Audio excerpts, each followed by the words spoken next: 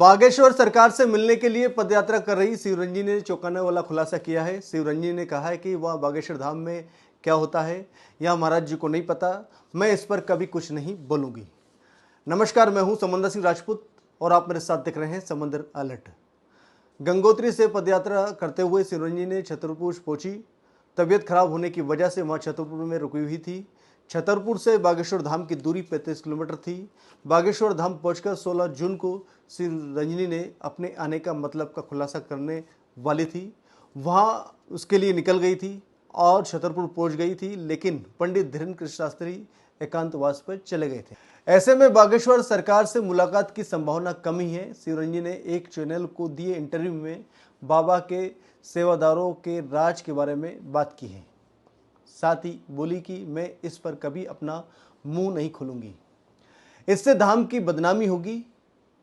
आखिरकार क्या कहना चाहती थी और क्यों बदनामी होगी ये तो खुलासा नहीं हुआ, लेकिन बागेश्वर सरकार पंडित धीरेन्द्र शास्त्री को शिवरंजनी प्राणनाथ कहती है। उनसे मिलने के लिए अपने परिवार के साथ गंगोत्री से पैदल निकली थी। प्राणनाथ कहे जाने के बाद यहाँ कयास लगाए जा रहे थे कि वह बागेश्वर सरकार के सामने शादी का प्रस्ताव रखेगी। इस पर भी शिवरंजनी ने यही जवाब देते हुए कहा कि वह 16 जून को खुलासा करेगी। अब यह कयास लगाए जा रहे हैं कि बाबा से मुलाकात नहीं होने की वजह से वहाँ बागेश्वर धाम में बालाजी सरकार के दर्शन के बाद लौट जाएगी। शिवरंजनी जब छतरपुर के करीब पहुंची तो उसकी तबीयत बिगड़ गई थी। इसके बाद इलाज के लिए छतरपुर के एक निजी अस्पताल में ले जाया गया, जहां उनका इलाज किया।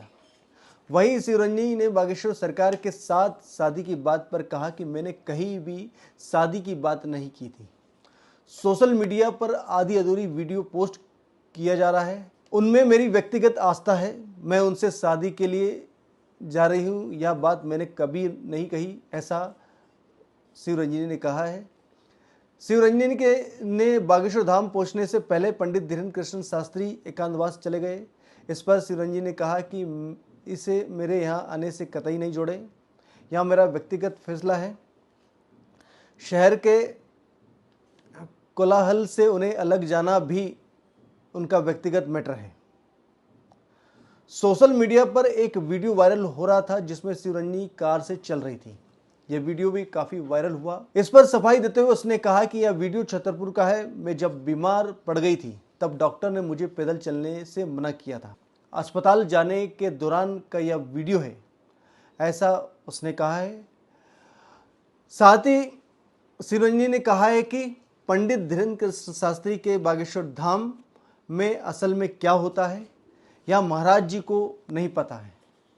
उनके सेवादार क्या करते हैं ये बातें महाराज जी तक नहीं पहुंचती है।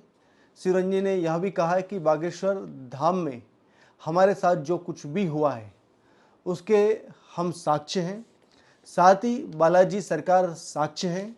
मैं कभी किसी मीडिया में इसके बारे में बात नहीं की। मैं असल में मेरे साथ वहाँ क्या हुआ है इसके बारे में कभी बात भी नहीं करूँगी।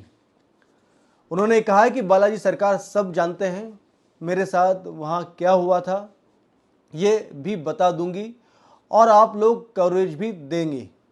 मैं कभी कोई ऐसा काम नहीं करूंगी जिससे बालाजी धाम को कोई नुकसान हो। पंडित धीरेन्द्र कृष्ण शास्त्री को बिल्कुल भी पता नहीं है कि वहाँ पर असल में क्या होता है। वहीं शिवरंजनी से पूछने पर भी उसके साथ क्या हुआ था इस पर भी वह कहती है कि मैं कभी नहीं बताऊंगी।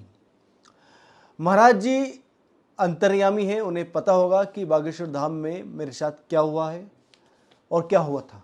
अब ये आरोप है या जो भी शिवरंजनी के साथ हुआ है ये वो बात है, लेकिन फिलहाल शिवरंजनी ने कहा है कि मैं बागेश्वर धाम में नहीं रहूंगी, वहाँ मैं महाराज जी का इंतजार नहीं करूंगी, बालाजी सरकार के दर्शन के बाद लौट जाऊंगी।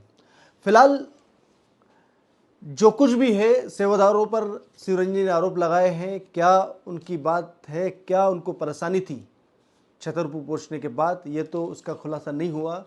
लेकिन बातों ही बातों में शिवरंजनी ने बहुत कुछ कह दिया और क्या कुछ कहना चाहती थी इसका भी खुलासा वो शायद कभी कर सकती है या नहीं ये तो नहीं पता। लेकिन जो भी चीज़ सामने आई है खासकर सेवादारों के लिए, सेवादार आखिरकार क्या करते हैं बागेश्वर धाम में, ऐसा भी उसने कहा है।